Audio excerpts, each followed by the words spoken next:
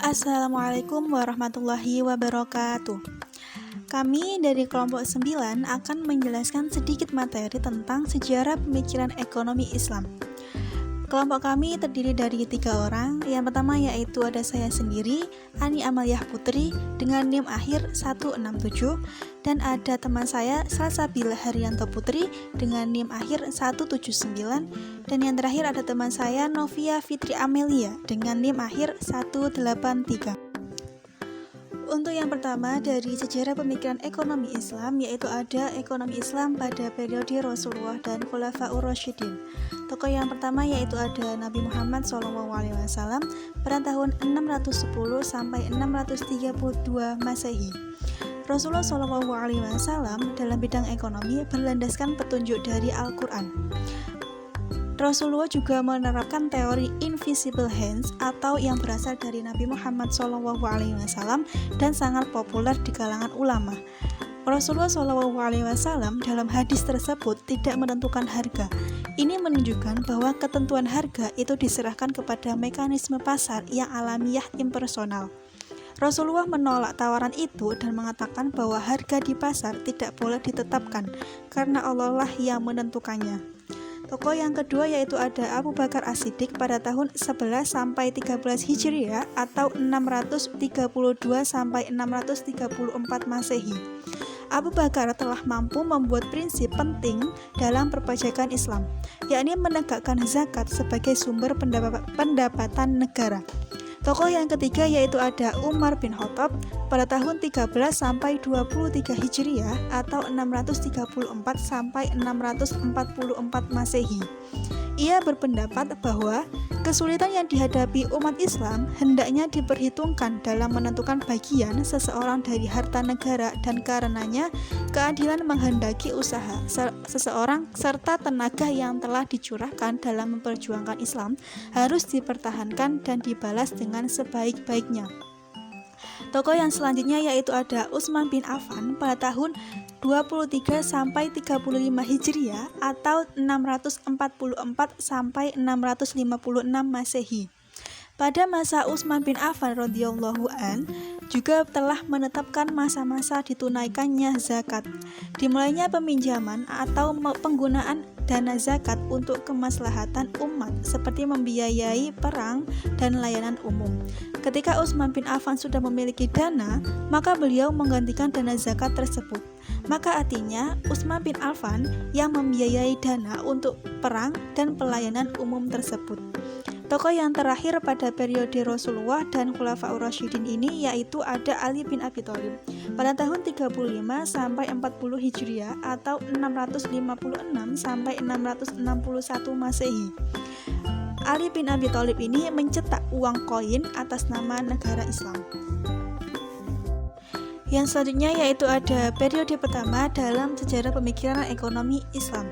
Yang pertama yaitu ada Zaid bin Ali pada tahun 80 sampai 120 Hijriah atau 699 sampai 738 Masehi. Zaid bin Ali merupakan penggagas awal penjualan suatu komoditi secara kredit dengan harga yang lebih tinggi dari harga tunai. Zaid tidak memperbolehkan harga yang ditangguhkan pembayarannya lebih tinggi dari pembayaran tunai, sebagaimana halnya penambahan terhadap penundaan pembayaran adalah riba. Tokoh yang kedua yaitu ada Abu Hanifah pada tahun 80 sampai 150 Hijriah atau 699 sampai 767 Masehi. Abu Hanifah menyumbangkan beberapa konsep ekonomi, salah satunya adalah salam, yaitu suatu bentuk transaksi di mana antara pihak penjual dan pembeli sepakat bila barang yang dibeli dikirimkan setelah dibayar secara tunai pada waktu kontrak disepakati. Abu Hanifah mengkritik prosedur kontrak tersebut yang cenderung mengarah kepada perselisihan antara memesan barang dengan cara membayar lebih dulu dengan orang yang membeli barang. Tokoh yang ketiga yaitu ada Al-Auza'i pada tahun 88 sampai 157 Hijriah atau 707 sampai 774 Masehi.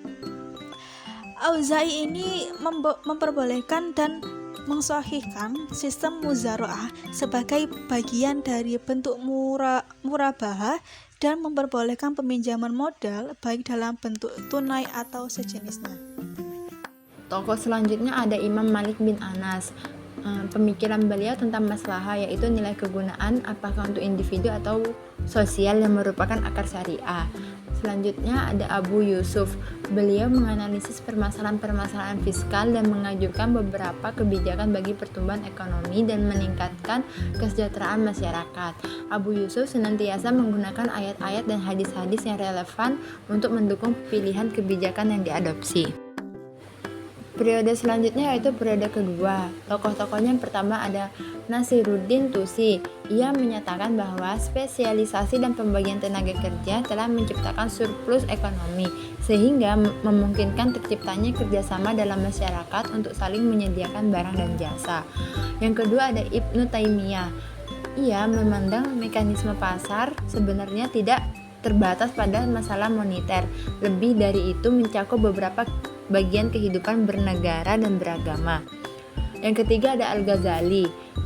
Menurut Al-Ghazali, tujuan hidup manusia merupakan harmonisasi atas urusan dunia dan akhirat, dan mencari nafkah bukanlah tujuan utama manusia, melainkan jalan untuk mencapai kesuksesan akhirat.